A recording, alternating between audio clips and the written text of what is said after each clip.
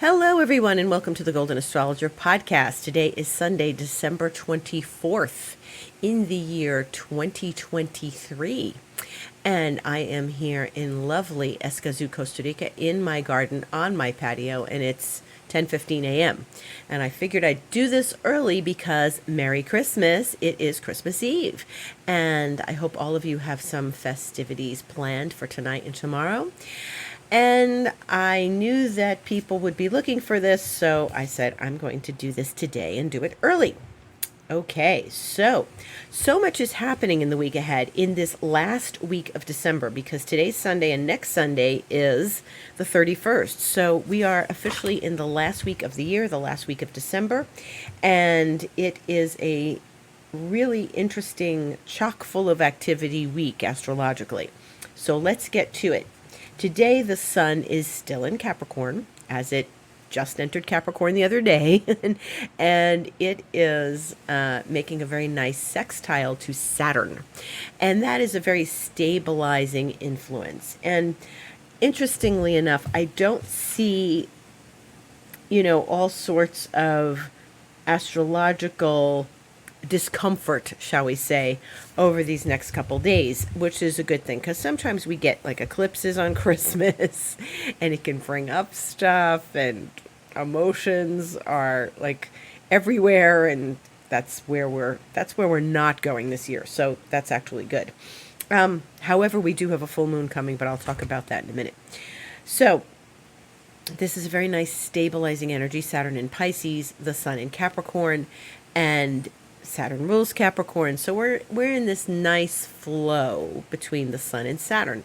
So that's a good thing. It's not bringing us any really harsh aspects. So this is smooth. It's practical.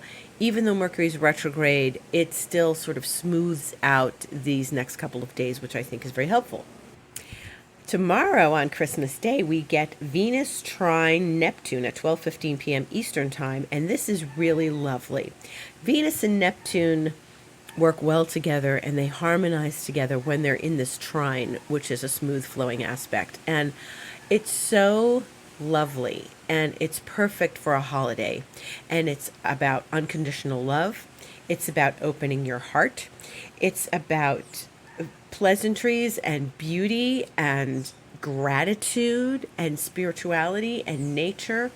And it's such a very pleasant, beautiful aspect that this is a great time to express your love and your gratitude for your family, for your friends, for the people around you that have been with you all year, the people who have supported you all year and who have been aligned with you all year, and just a really lovely place in the zodiac for this emotional, because both planets are in water signs. Venus is in Scorpio, Neptune is in Pisces, and this is a really beautiful, lovely place. And I think it's nice as Venus moves through Scorpio that Venus and Neptune touch each other in this very beautiful way. It's heartwarming. So this is great. And I mean, it's in aspect now. It's just exact tomorrow. And so this just puts us in a really good, calm place for the holiday. And I think that's particularly lovely. Then we have this Tuesday, the 26th, which is a very interesting day. And this is the full moon. So the full moon is in Cancer, of course, because we are in the time of year that is Capricorn. So the sun is in Capricorn and the moon is in Cancer. And so we're going to probably feel this full moon a little bit tomorrow on Christmas, but it will happen on Tuesday the 26th. And that is at 7:33 p.m. Eastern Time. So will be, in this region of the world, it will be dark. And I'm in Costa Rica, so it'll be 6:33 p.m. It'll be dinner time for me on the 26th. And that's a good night to go. I can already see it in the sky because it's been close to Jupiter because it was in Taurus, and really beautiful, like the moon next to Jupiter. And it was like right above me the other night when a couple of us were out having dinner. It was really, really beautiful. So keep looking for it. It's really beautiful as it's becoming full in the sky. Also on Tuesday, Chiron goes direct, and that is at 10:10 p.m. And Chiron is in the sign of Aries, and You know, Chiron is all about our wounds. Chiron is where we're wounded. And when it's transiting is different, of course, than where you have it in your chart. And so having it in Aries is about the individual perspective, the connection to self. And Chiron and Aries often, we're in an interesting dynamic with the nodes north in Aries and the south in Libra. Both Chiron and Aries and the North Node in Aries are telling us to pay attention to ourselves and our own needs and wants and what we need, as opposed to pleasing others and bending over backwards to please other people. And South Node in Libra can be very people pleasing. Chiron in Aries is I got wounded because I wasn't listening to myself, or I was trying to be helpful to others or pleasing others, and I wasn't listening to me. And so it's a similar vibe. And so even as we approach the holiday, and with Chiron stationing, that could add a little bit of a tender moment with the holiday. So it's the station. Chiron's not direct until later on Tuesday night in this region of the world. And it could be a very tender moment. Now, the Venus-Neptune can help smooth that over, because you might have a moment of sadness or a moment of a tear or a moment of deep empathy for someone else. And this is often what happens when Chiron is stationing. So this is a moment, okay? And don't let it overtake you. It's a moment. If you are having Chiron right to a planet, then it could be something very deep for you as this stations and moves forwards. But I really think that it could be just a moment of reflection. And Venus Neptune can be reflection as well. It doesn't mean swinging parties. That we get to that later in the week.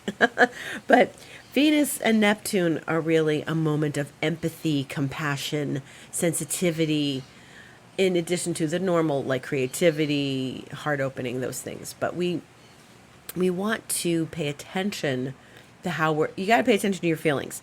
Christmas brings up stuff. It brings up stuff for people. It always does. Whether you've lost your family, your parents, and you're alone, whether you are with strangers, everyone feels they need to be with someone, or they need to respond to the holiday. It's an expectation.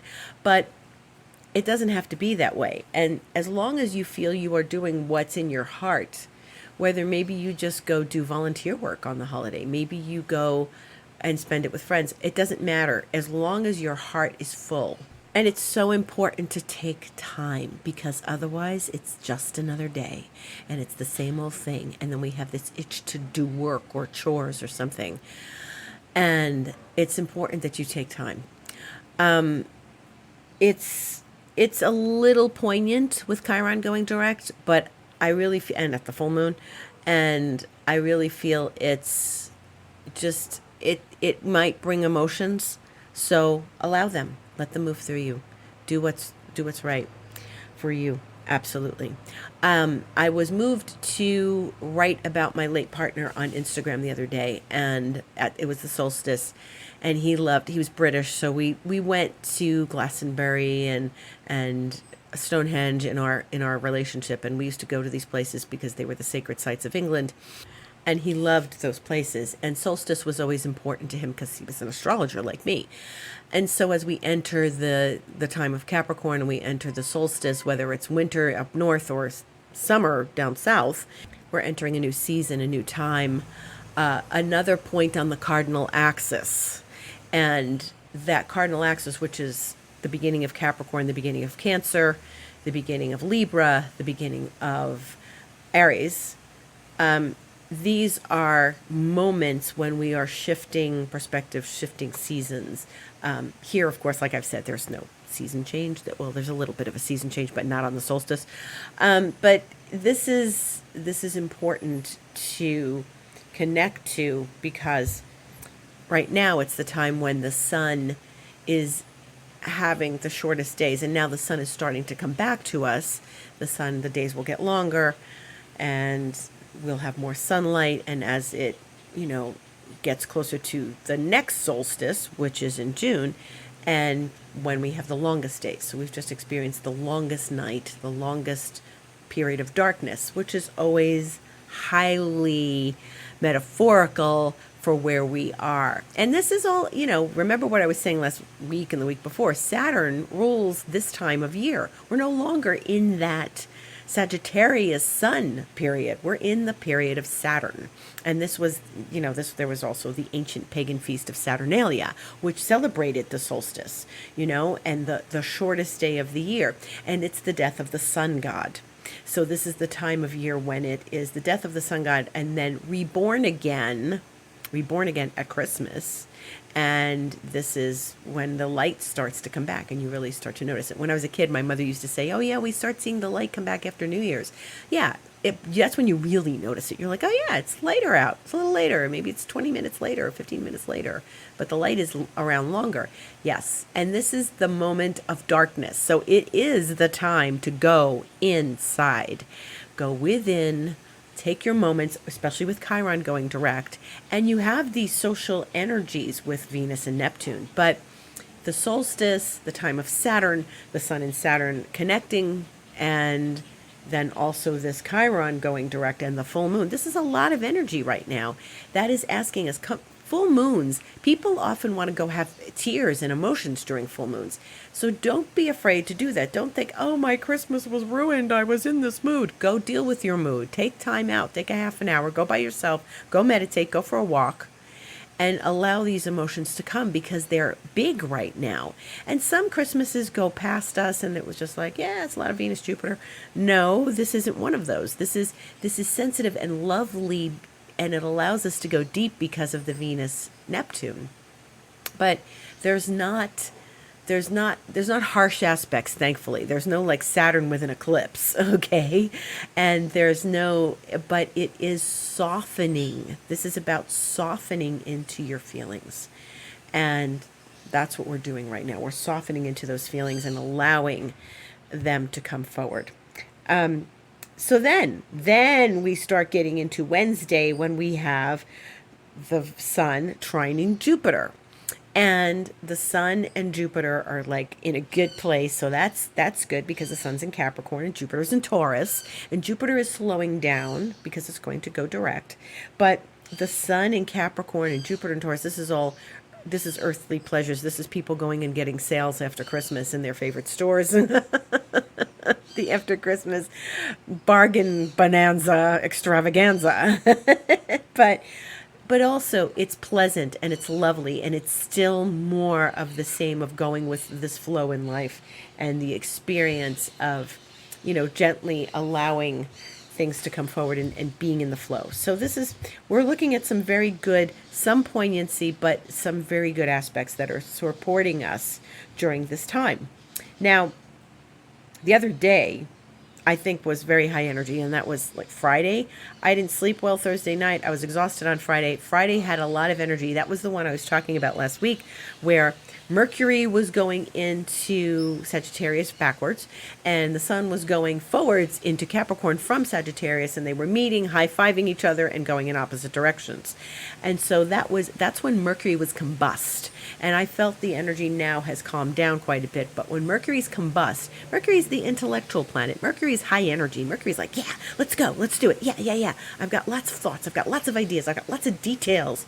And Mercury and the sun, when they're together and they conjunct, which they inevitably do to the halfway point of Mercury retrograde, they are electrified in some ways. Uranus isn't involved, but they're electrified because Mercury and the sun get very close to one another in that they're conjunct, and the sun zaps Mercury with all that fiery energy.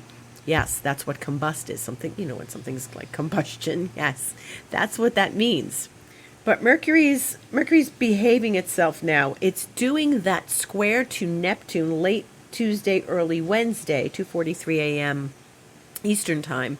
And remember, Mercury squared Neptune before Mercury went retrograde. So there was something that was speaking to us, something intuitive, something creative, something deep within us. And it's possible a new message and a new part of that story comes forward on Wednesday.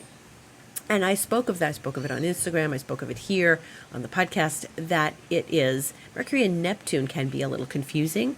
They could be misinformed. It could be, you know, very psychic, intuitive information that you receive for yourself. This is a very significant kind of aspect where we're feeling that intuitive wafting of information and energy to us. Okay, so pay attention to that. This isn't a week to like kind of shut down and ignore things. It is a week to pay attention because we have a lot going on and we're going to be processing a lot of information and energy. And that's the thing. I know it's holiday time. People all over the world are taking vacations. Here, everybody goes to the beach. But we're having so much planetary activity talking to one another that I think that, and I feel that this is going to be a week of information, processing information, because Mercury is very active, and a week of processing emotions and perhaps gaining new perspective. This is still Mercury retrograde, and it is still a time to step back and recognize things and sort through stuff. Even if you're chopping onions for Christmas dinner, you know, this is a week of gaining perspective. So much is happening astrologically, and full moons are always great times to gain emotional perspective and sense into things. It's the full moon in Cancer, for Pete's sake. It's a water sign. So, you know, the full moon in Cancer doesn't always coincide with the holidays. It can also be later in Capricorn season, which could be mid-January.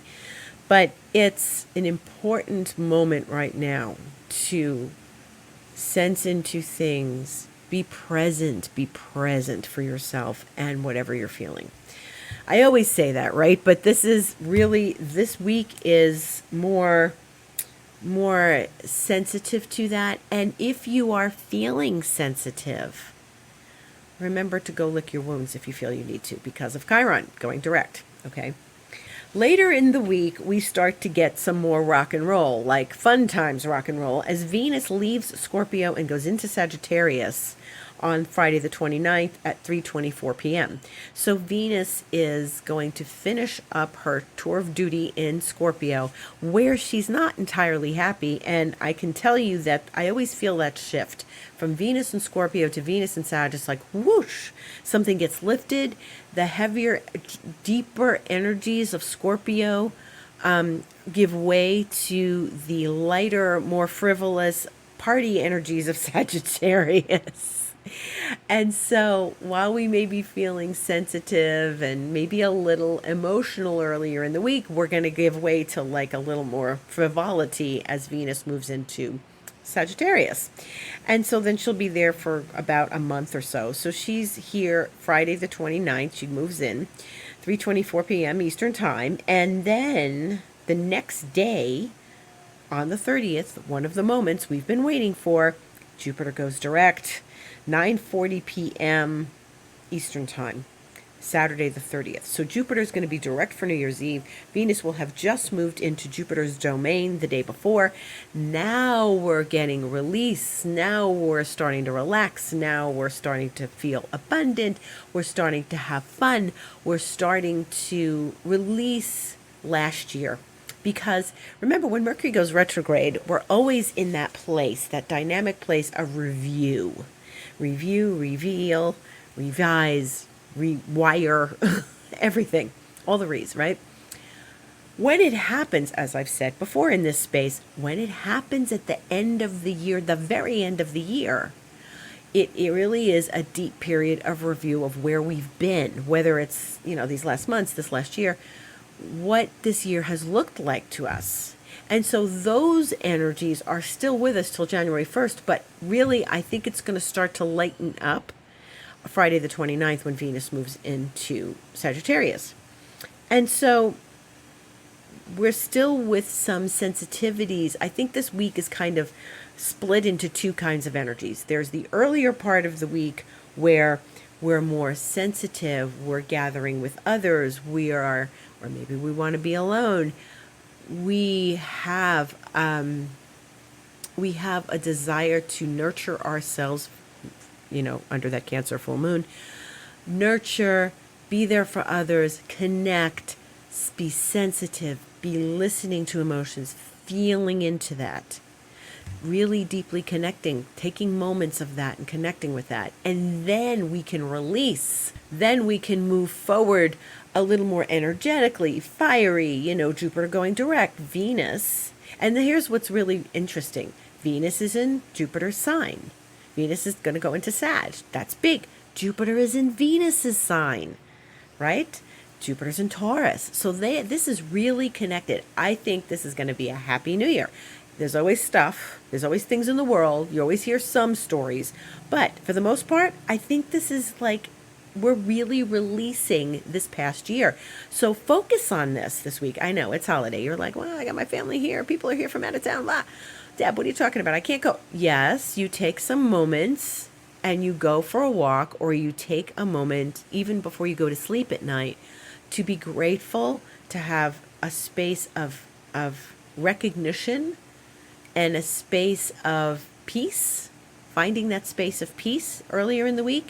And then you're going to feel like you're releasing this year into the ethers. You're saying gratitude for this year. No matter, I think this year, I feel like this year has been rough. I don't think it was rough in the same way 2020 was rough, but I think it's been a complicated year as Pluto makes this transition, this back and forth of an outer planet. We're ending a cycle, we're beginning a new one. And this has been very sensitive. And I think we're ending a very sensitive, complicated year. And so when we are saying goodbye to this year, I, for one, am going to be very pleased to let this year go. I don't say this every year, but this year, I think it's been, they describe this, I would describe this as the alchemical experience of coagulation. And so coagulation is good you want your blood to coagulate, right? Coagulation is good on some terms, but it's becoming earth. It's very earthbound and and that's how I feel in these last weeks, especially it can be stuck, and I don't think we were stuck in this year so much, but the energy did not feel lofty or light. We're really in this coagulation place that's churning into a place of adherence or churning into this place of earthiness or concrete, as my alchemy deck describes.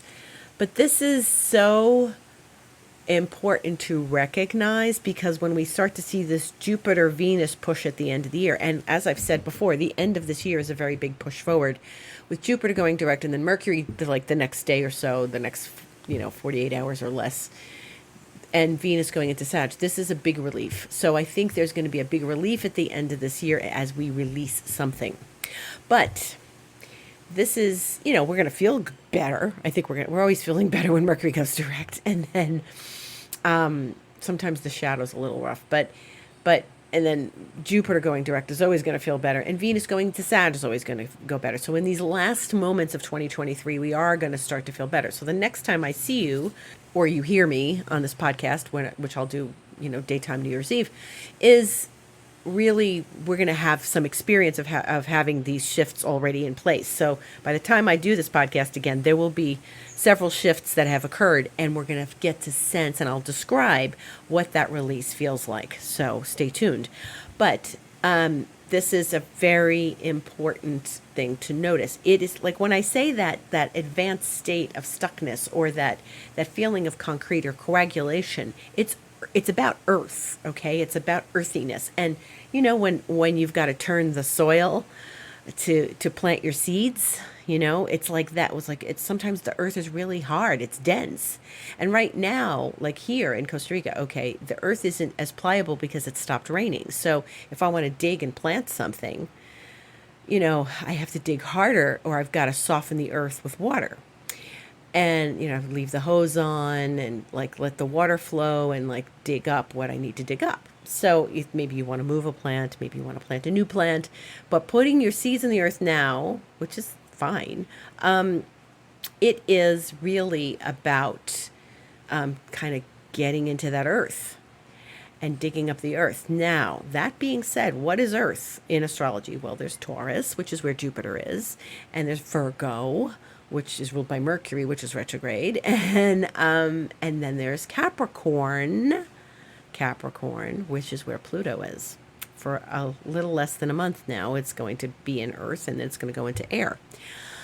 So my feeling about this is that we are feeling that coagulation of Pluto at the end of an earth sign. Because, like I said, this is the end of a cycle, but it's also the end of an era. Okay? So I expect this coagulation feeling to come back next September through mid-November next year, when it's the last moments of Pluto in Capricorn. And so Pluto in Sagittarius, that when it left 15 years ago, was this fire into earth feeling. And now we're getting earth into air, which is loftier and lighter and not coagulated. Okay, so not that we've been stuck in coagulation for 15 years. I don't believe that, but I believe right now that's what it feels like. And if I had to put my finger on it, I would call it coagulation. And so this experience of the end of a year and then the end of an era within the next month is very deep endings right now. Very deep endings. And we all have to acknowledge it. So what are you ending? What are you ending in your life?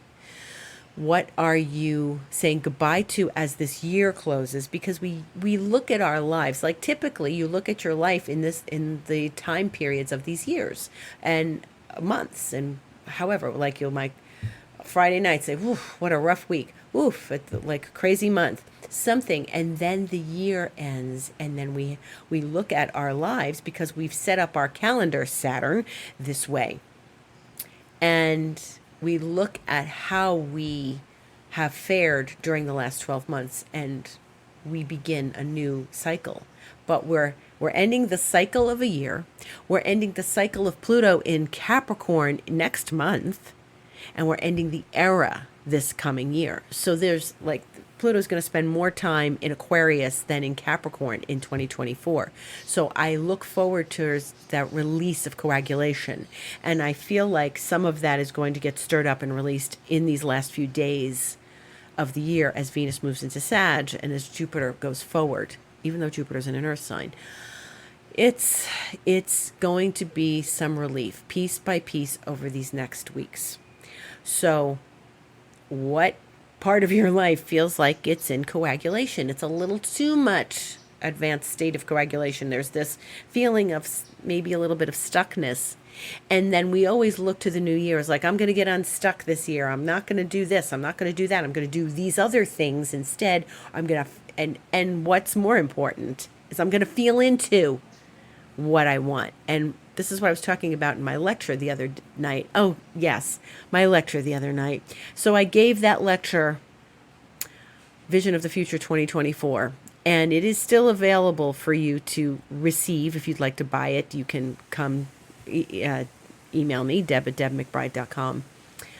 And you can go to Instagram. I usually have it in stories to purchase with a link. But you go to my website, you can purchase it there. But the important thing about that lecture, and here it is, folks, and here's the 11th moment of the pod, the 11th hour, the 11th minute, the last of the podcast here. I want to tell you, I was in this lecture, and you want to talk about the breakup of coagulation.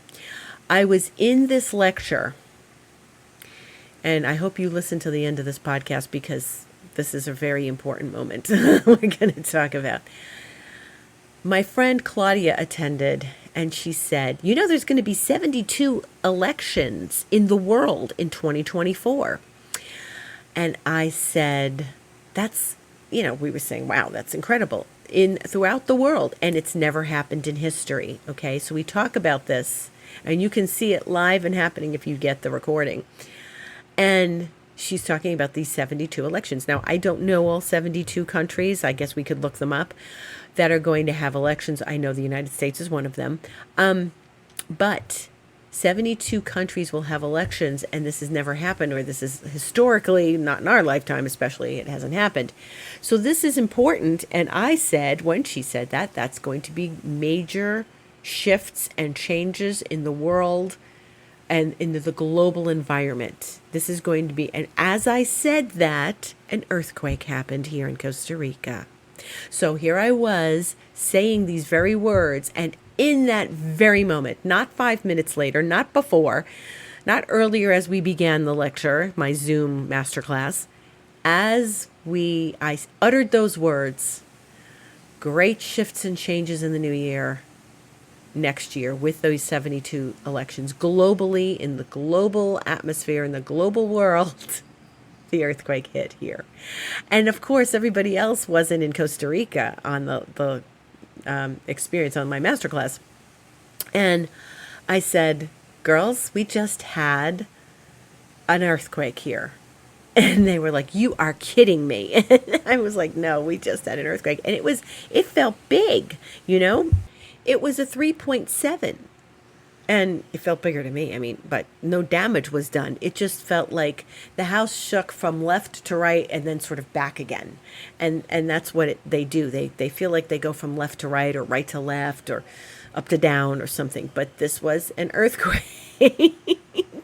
So I consider that a moment of the earth shifting. I said there's going to be shifts and changes in the global experience in the world, and you can watch that if you already have the video, or you were there and you experienced it, or if you want to purchase it, you can watch it happen. And I can say it was an earthquake. It was and from my perspective, of course, I'm uttering these words, and then this earthquake happens, and so this is confirmation.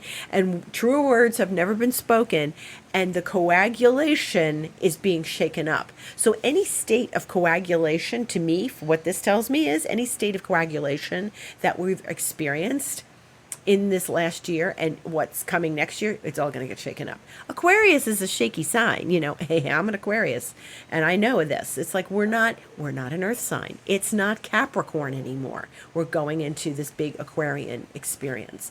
So I'm proud of that moment, sort of. And I was just like, I was calling my friends saying, can you believe it? There was an earthquake. And I was saying these very words at that moment.